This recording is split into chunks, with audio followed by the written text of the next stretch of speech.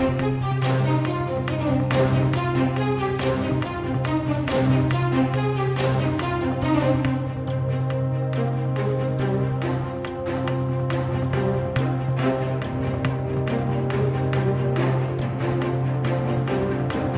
so I'm going to let Tory say a few opening remarks, and then we are going to take Q&A. I would ask, just for the record, if you'll state your name and affiliation so we can remember who asked questions.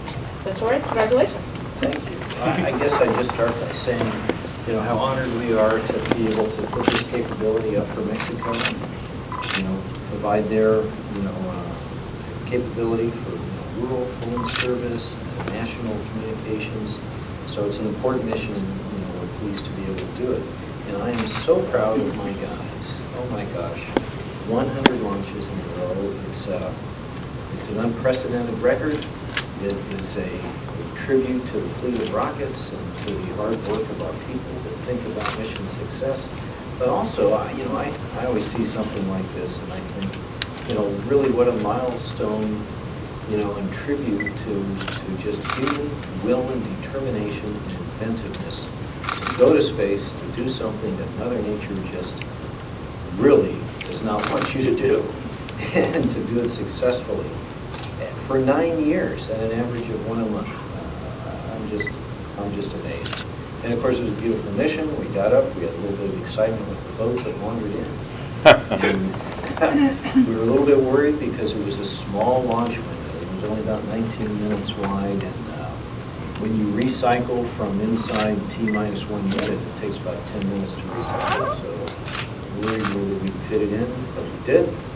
And I think that was about a 23,000-mile apogee. And we dropped the satellite off within 1 mile of the sun. Shouldn't even be possible. Huh. So we're so pleased. And I'm happy to take any questions you might. I'm Irene Potts with Reuters. Congratulations. It is definitely impressive, and for any of us who have been covering launches for a long time, it always seems kind of amazing. So I guess I know that you've often said that you do this kind of one at a time, and that's your secret sauce, but is there anything else that you think ULA needs to be paying attention to, particularly as you're moving towards getting away from the maybe redundancy or some of the requirements that you have with Air Force, and you move more into the commercial way of doing things? Well, absolutely. This is a pretty exciting time to be in the space industry because it's matured to the point where there's now multiple providers and there's competition, and so it's an opportunity for us to transform our business. I think in doing so, maybe revolutionize the launch industry at the same time. So there will be a lot of transformation. We are shortening our cycle times. We were going to launch rockets from half the cost. We are well down that journey already. And so as we do that, our task is to stay focused on the things that make us successful, because we are not going to take risk with mission success. And not just because that is a differentiator for us in the marketplace, really the reason why we had the opportunity, I think, to do this mission for Mexico, but also because of the gravity of what we do. The satellites we put up are always an important piece of someone's mission, whether it's an element of national security that's out keeping us safe, or whether it's a commercial mission where tremendous investment has gone in. People have spent years putting the spacecraft together and are going to bring capabilities that make the world a smaller place and make people's lives better. I just feel you must stay focused on the gravity of that mission, and to take risks with mission success is just not acceptable.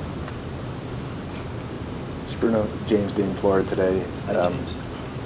I'm not maybe up in Washington as much as some of my colleagues and you, I'm sure. Can you give me envious of you. Yeah, keep it that way. Update on the status of your RD-180 inventory and what it appears legislation is going to allow you to get an addition for, I guess, at least for national security launch, I guess. And is this a crisis looming for you, or while you're celebrating the success, is that something to worry about? So I'm happy that Congress has started working on this problem. We are allowed in this NDAA, assuming it's signed into law, 4 engines. So that's a start. It's not sufficient for us to bridge the time required to replace it with an American engine. And so there is much more work yet to be done. And I certainly encourage Congress and the government to help us get through this. So that's, it takes quite a bit of time to develop a rocket engine from scratch. These are not things you can buy off the shelf. We are going absolutely as quickly as we can. That's one of the reasons that we partnered with Blue Origin, because they were well into their development. They're making excellent progress, and we're gaining confidence every day as they continue to run tests. And I believe that our colleagues at Blue did a press release just a couple of days ago. They talked about their test series. Very robust, great progress. But this is not enough engines. We're going to need more. We need at least 14. It's provided as 4. Only 4. You need 10 more than Yes. current outcome. So if you don't get them, you just don't get to do those missions. Without those engines, we are unable to fly Atlas in the national security marketplace. So that would take the workhorse of what has put 2/3 of the nation's most critical capabilities in orbit out of that market, and really almost kill competition before it's had a chance to get started, because I can't compete if I can't bring a rocket to the marketplace, and the rocket has to have an engine. So I need 4, and I need more than 4 to sustain that. Yeah, and I apologize for making you repeat, but how many do you actually have now versus what you are going to acquire down the road? Yeah, so we have, I'm going to think for a second, the current inventory. I'm not going to give you the precise number because I don't remember off the top of my head, but we have over a dozen engines in inventory in the factory. They are all committed to missions. Several of them are in flow. As of about a couple hours ago, we have 1 less, and so they are working their way down. You've heard us say in the past, when asked about potential threats to availability, for example, we have said, well, our mission has been to provide assured access to space, Atlas and Delta, and we maintain enough Atlas inventory in the pipeline to go the 2 years it would require to shift to Delta. That was true before last year's NDAA bill, and it doesn't mean I have 2 years of excess inventory to change my mind. It meant that I had enough Atlases to burn down the Atlas inventory over the span of 2 years. Because of the uncertainty last year created by the NDAA, we did not purchase RD-180s we normally would have at the beginning of the year. And so we have been working our way down through that reserve ever since. And so, we will be in a position of having difficulty managing the flow in the factory very soon. And just to clarify, one aspect of the whole debate, I guess, is that has no effect, no bearing on your NASA launches, your crew Correct. launches. You This can buy only- whatever you need for them. Right. This restriction only applies to engines that are used for national security space missions.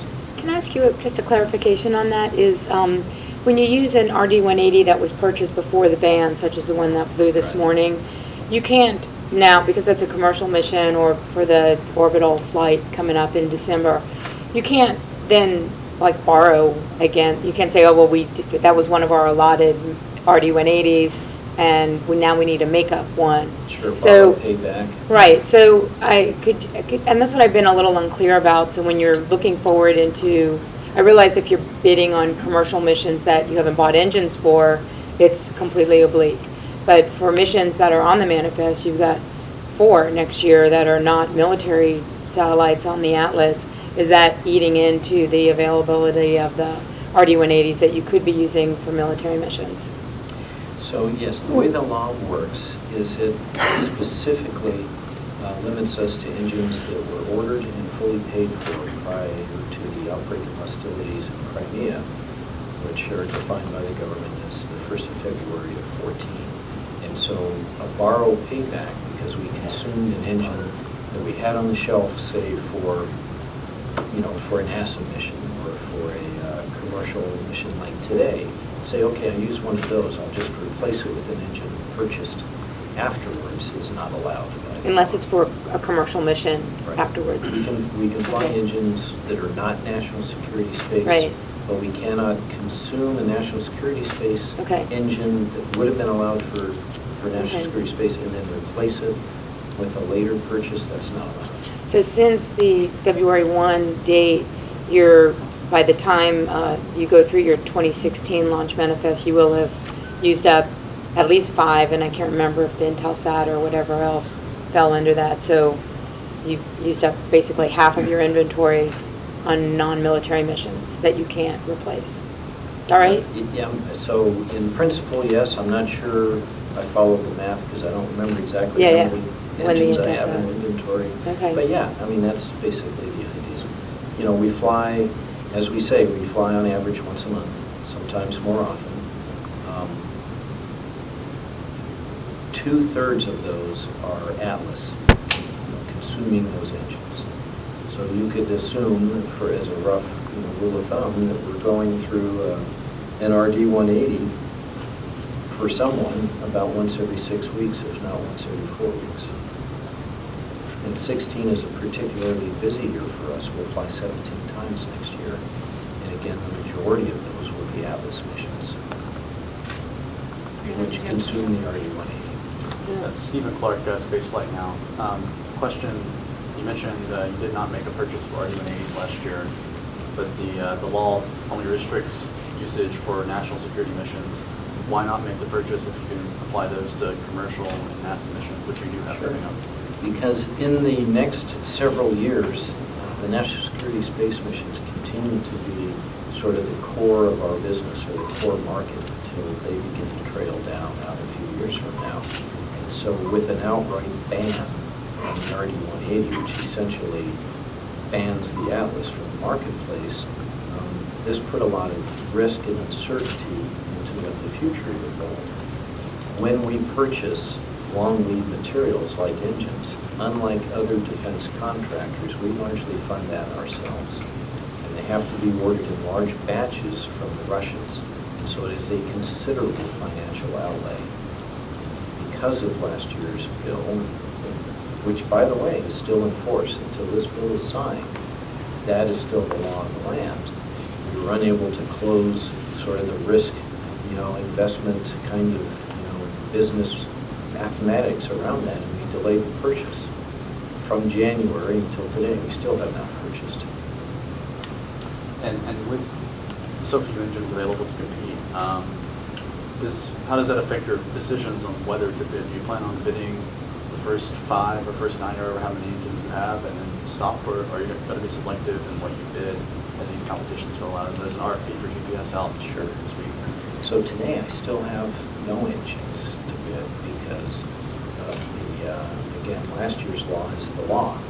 So I'm unable to bid the current RFP that is out until and if this bill is signed and we're provided with engines. And at that point, it's like any other bid opportunity. We read the RFP, we decide if we're going to participate. But right now, none of that can happen until I have an engine. So if the law isn't changed by the time the bids are due for this RFP, November 16th. Then I would be unable to bid. I would literally be prohibited from bidding. Because you don't have the engines available. Because I don't have an engine. So I would not have a product to offer in my proposal that complied with the law of the land. Now SpaceX is going to double their price. That was a joke. No comment. Do you have additional questions about the launch? Yes. Well, I just wanted to know about Mike Wagner, U.S. Launch Report, manned space flight. Do you think you'll be using the Atlas rocket still, or will it be the Vulcan? Yes, we are planning to take Boeing's CST-100 Starliner in 2017 back to the space station with astronauts. We're very excited about that. These are important missions, but there's a certain thrill and responsibility, in taking Americans to space on an American rocket. Very cool for us because it'll go back to space. They will go back on an Atlas, really the first rocket Americans went to space on. And we will use the Atlas for that mission. Yes? Hi, Laurel Ann Whitlock with Spaceflight Insider. I was just wondering, since 100 is obviously a big monumental number, and you've accomplished so much in the first 100, what are your top goals for the next 100? Oh, to completely transform how space is used. So, you know, our goal is to make space so much more accessible than it is now. You know, as I think I mentioned when we started, you know, we want to cut the price of lift in half. We want to cut the time it takes to have a launch occur in half and make space very, very accessible in order to make it possible for new missions to appear in space. So within that next 100 launches, which could, you know, let's say 10 years, maybe it'll only be 5 years. Maybe we'll fly 20 times. What do you think, Jessica? Good. Did you keep up? I'm ready to support, sir. So we'll continue to see the missions we see today, but I think we'll also see greater and greater utility in smaller satellites. So we'll see new missions opening up that are able to be done that way that we don't see today. Small sats, nanosats, even microsats. And we are just on the very threshold of a true, you know, space-based economy. So we talk about cislunar, space between here and the moon, and all the potential economic activities that we are going to make practical with our Vulcan rocket when it has its advanced upper stage, which we will do immediately after the new American engine.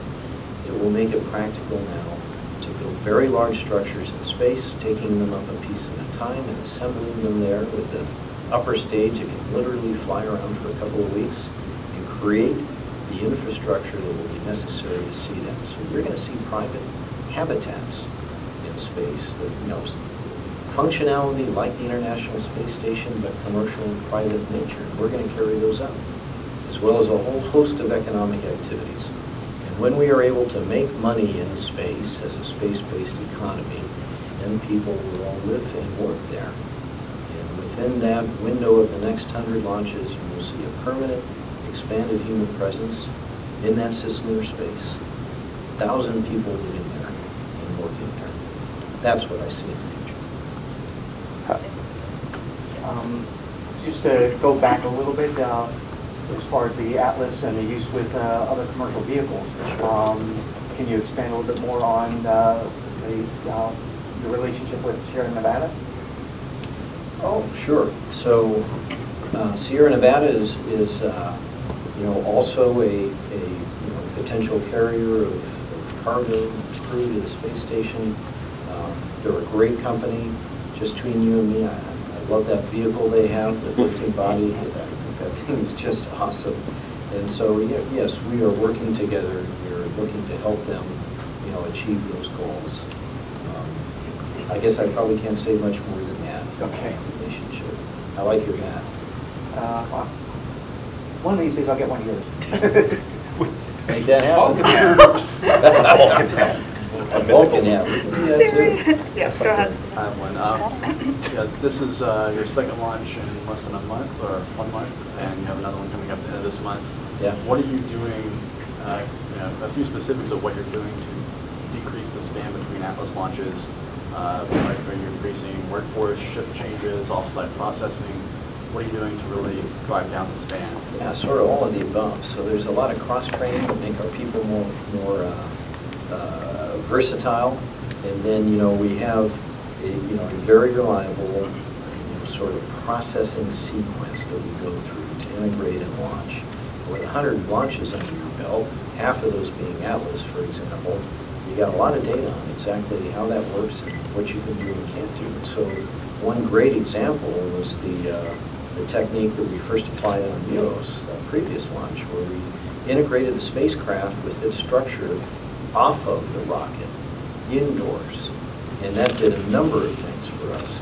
So it took us out of a serial flow of events that have to happen in the vertical integration of the rocket itself, and it reduced our exposure to weather delays, because there are certain things that you can't do with the spacecraft when weather conditions are in a certain state. And with all of that together, that one step took 5 days under the launch span. And now it is baseline. It's very, very reliable, and it's what we do every single time. There are a sequence of things like that. There are more to come. We have basically, since the beginning of ULA, shortened the span to integrate and launch in half. We're now going to cut that in half again. And does the same-day rollout that you use for this launch, is that something we'll see for all your missions going forward, to cut a day off? You're going to see that going forward.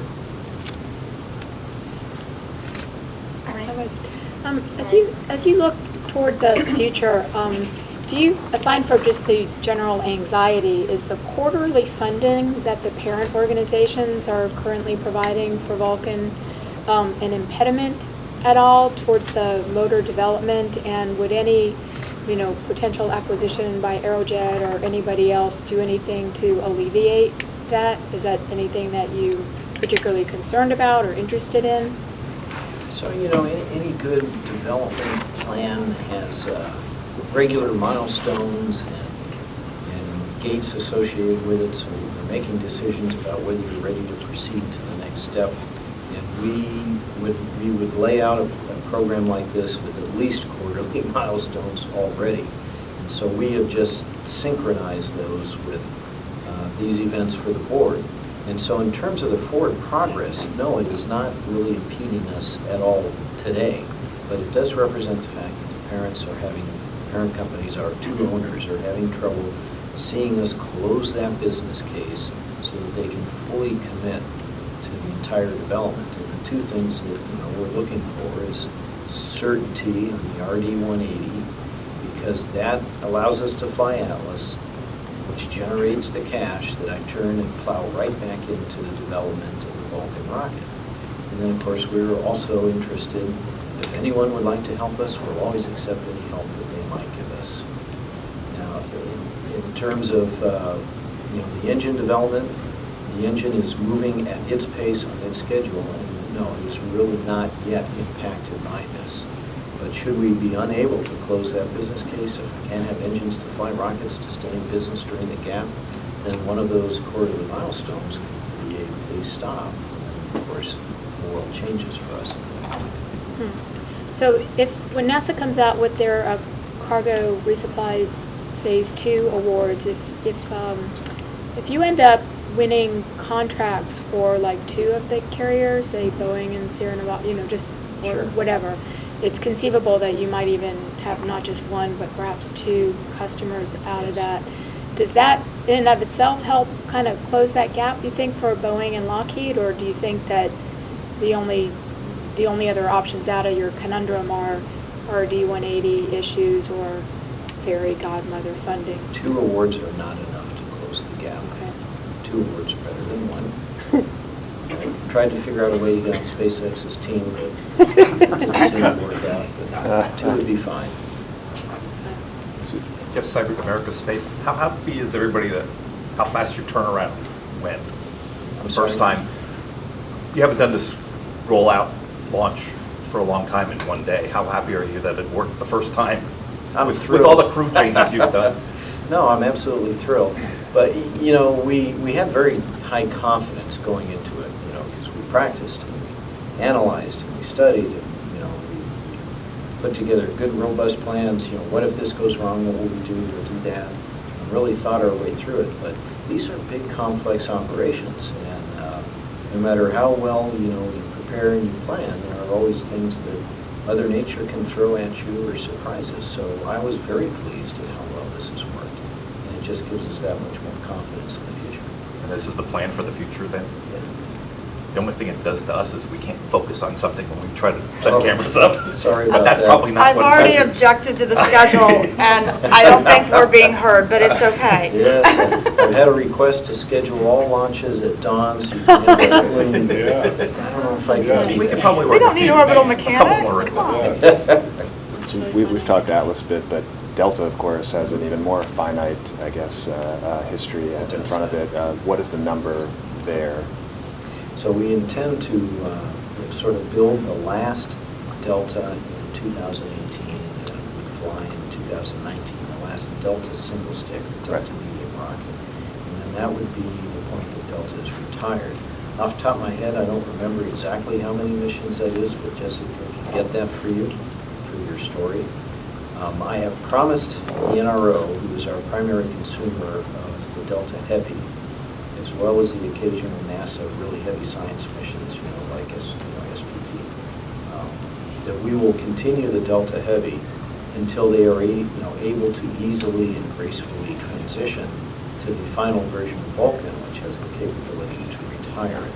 So I anticipate the Delta Heavy, the 3-core version of Delta, continuing into the early 20s, and then it will be retired. And of course, those aren't very many missions. The Delta Heavy flies every couple, 2 or 3 years, so it's a handful. So wow, I mean, just seems like kind of scary, with a situation here where you got these grand ambitions and goals to transform stuff, and yet you could just run out of rockets in a short-term period of time. That's like quite a stark contrast, if you will, I guess. Can you sort of articulate it any better? The job would be fun if there wasn't excitement. Yeah. Well, I think we have a bright future, and I am optimistic. And the notion of ending Atlas, and therefore ending assured access to space, which means having 2 providers, and ending the full capability to go to any mission, which only ULA is capable of doing, was not the intention of last year's bill. And so Congress got to work this year, and they've improved the situation, and they just have a bit more work to do. And I'm confident that they will do it, because there really is no disagreement anywhere that you need to have competition, which you can't have with 2 providers, and you need to have assured access because space is that important to the U.S., much more important to us even than it is to other nations. And there is a range of spacecraft that need to go to orbit that only we have the capability to take up. So, these are pretty critical issues, and there's more than one of them. So I believe they'll solve this problem. There's no, I'm sorry, just a Yeah, quick follow-up. follow-up on that. I mean, if the Atlas, if you do hit a wall with the Atlas, so to speak, I mean, there's no thought of that Delta can compensate for that. Again, on price, So you determine Delta it's can not. fly the Atlas missions. So Delta could satisfy assured access to space.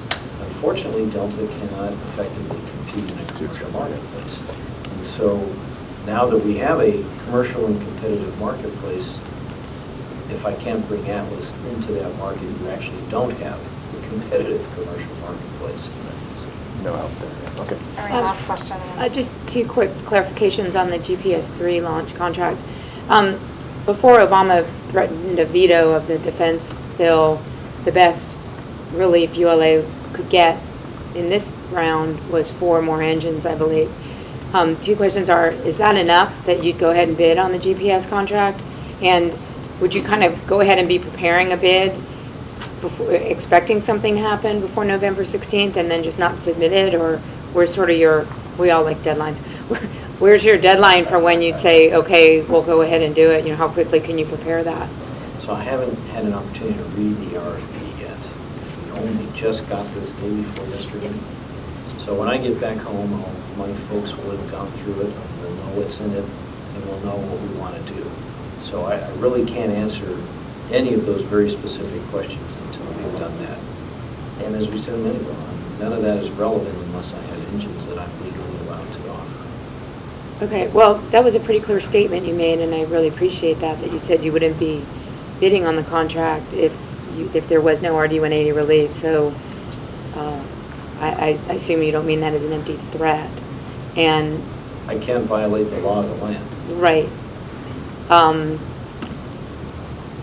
But is there a possibility that even if there is, some relief, like these 4, would you then say, okay, we're good to submit an offer?